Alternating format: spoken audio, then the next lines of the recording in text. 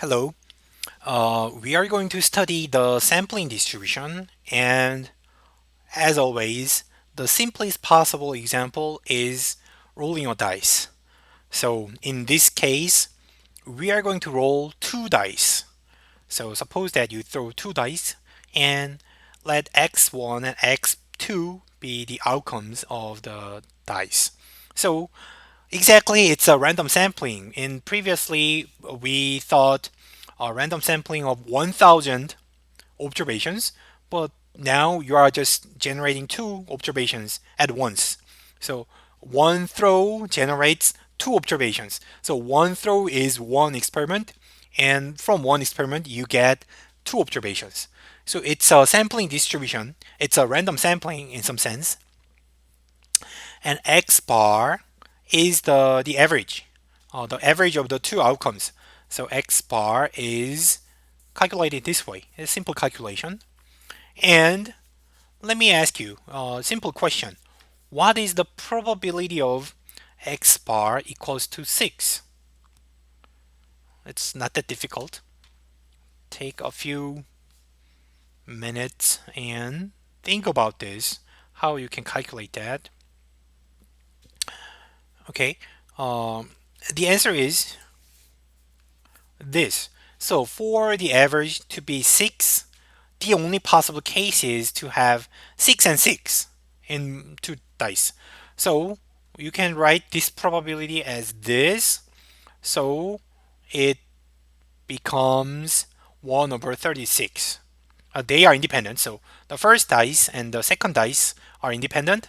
So you can multiply the probabilities and then it will be 1 over 36. Okay, it's using like in this way you can calculate the probability distribution for x bar when you throw two dice. It's just you just need to calculate like maybe 12 different combinations, like 36 pairs of outcomes. So it's not that difficult. For example, you can think about the average being 5.5, which have two possible outcomes, 5, 6, or 6 and 5. So probability is 2 over 36. So anyhow, in this way, you can calculate the probability distribution for any for any uh, value, for any outcome.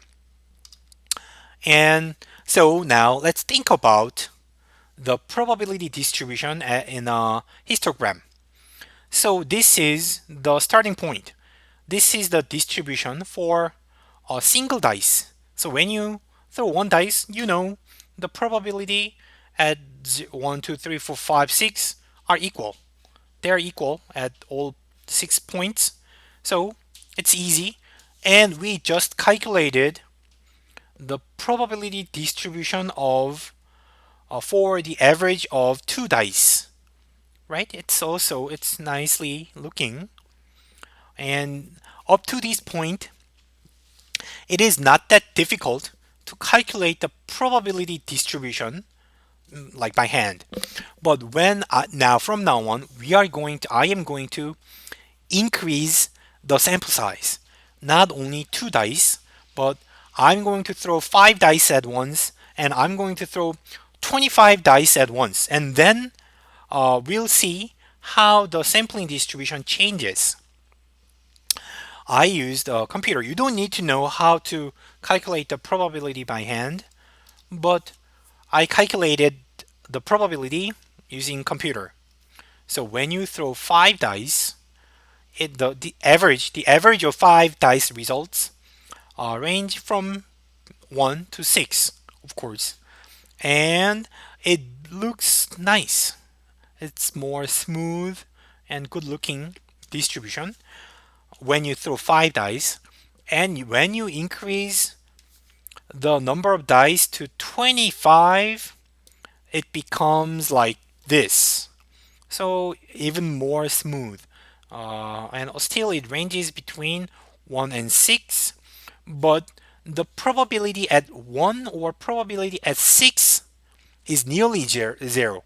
So this is about the average of 25 dice, if you want the average to be 6, that means you have to have 6 25 times in a row, which is impossible, nearly impossible, whose probability is nearly 0. So that's why probability here is very much uh, small, very small. And that's how we have, so this is what we have for a sampling distribution when you throw 25 dice. Okay, it changes as n sample size increases. What you can see here is the first starting point is flat. It's uniform, same probability, all points. But as the sample size increases, it looks more like a bell curve, right? It will be. It is a bell curve, and you are going to see a surprising result later in a few minutes. So now what I'm going to do next is I will continue the simulation, interesting simulations a little more. Because I'm using a computer to simulate the distributions, I don't need, I can change the probability as much as I want. So, I will change the probability distribution of the single outcome, and I will check how the sampling distribution of the average will change. So the sampling distribution is different from the single outcome distribution, but there must be some pattern. I'm going to extract the pattern. So we will consider some unfair dice. And for each unfair dice, I will simulate the sampling distribution for 5 dice and 25 dice. So this is the first unfair dice. I changed the probability distribution. I manipulated the probability distribution. So I assume that the outcome of one has twice more probability than the others. So 2, 3, 4, 5, 6 are equally likely, but one is twice more likely than the others. And this is the distribution for a single dice, and this is for 5 dice, and this is for 25 dice, average from 25. Surprisingly, the shape is very similar, right? Very similar to a bell curve or the previous probability distribution, right? And let's see. Okay, it's a kind of not a strange distribution. I'm going to change the distribution even more. Now I made up another probability distribution, another unfair, strange dice that which has twice more probability on 1, 2, 3 than the larger numbers. So when you think of, I don't know if you can make up this kind of dice, but you can do it on computer. So if you could make such a dice, and if you throw this dice 5 times, the distribution looks like this. It's a little bit right skewed, so have longer tail on the right. But when you increase the sample size to 25, when you throw these dice, like 25 of such dice at once, then its distribution looks like this. So again, the resulting distribution is a bell curve. And try another strange dice. Now I changed the probability in this to this form. Outcome 1 has like receives weight of 1, and 2 receives weight of 2, and 3 receives weight of 3. So outcome 6 is 6 times more likely than 1. 5 is 5 times more likely than 1. So probability distribution is increasing as outcome increases. So 6 is most likely, 1 is the least likely outcome. If you throw such dice, like 5 of such dice, you get this distribution. Now this distribution is skewed to the left, a little bit skewed to the left, longer tail. It's not symmetric, but when you increase the sample size even more, again it converges to another bell curve. So there is a surprising pattern. No matter what the starting point is, no matter what the probability distribution of a single dice is, when you combine them, when you pull many dice and throw them and calculate their average, then their average follows a normal distribution, a bell curve. That's the pattern. So we are going to extract three patterns from the graphs. First, the expectation of x bar. The expectation of x bar is the same as the expectation of single observation. So watch this, find it.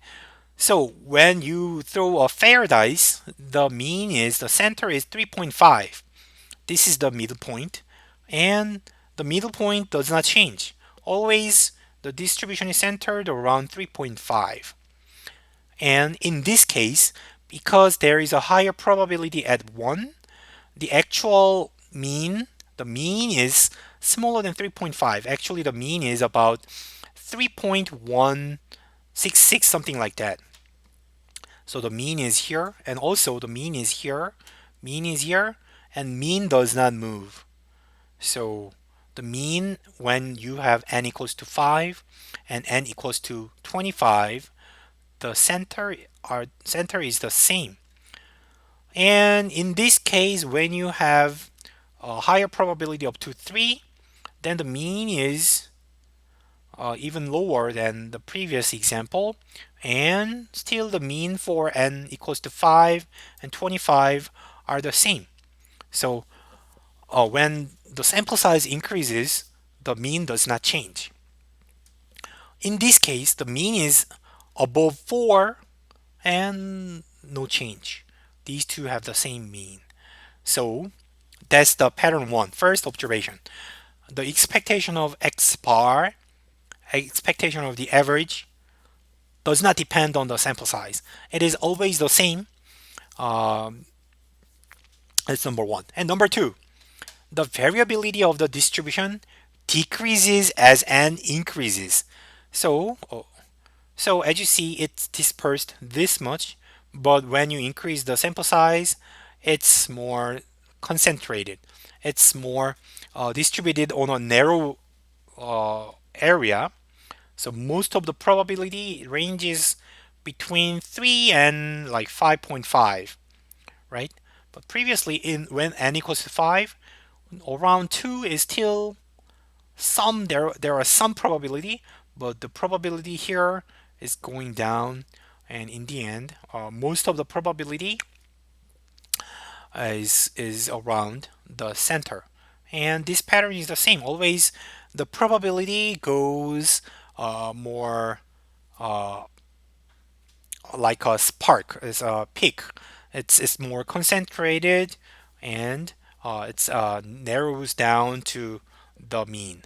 So any, like, no matter what the starting point is, the distribution has the same pattern. So always, also you can find it here. So starting point, at the beginning it's flat, but the flat distribution becomes more and more steep, like when n equals to 2, and when n equals to 5, and when n equals to 25, it's steeper. It's getting more sharp. So that's pattern number 2. And pattern number 3, as I said, the shape of the distribution becomes more like a bell curve. So as n increases. So these three patterns are important observations to understand the sampling distribution. And we are going to formalize, generalize those patterns in the next video. I'm going to derive properties of the sampling distribution using these observations. Thank you for watching the video. See you in the next video.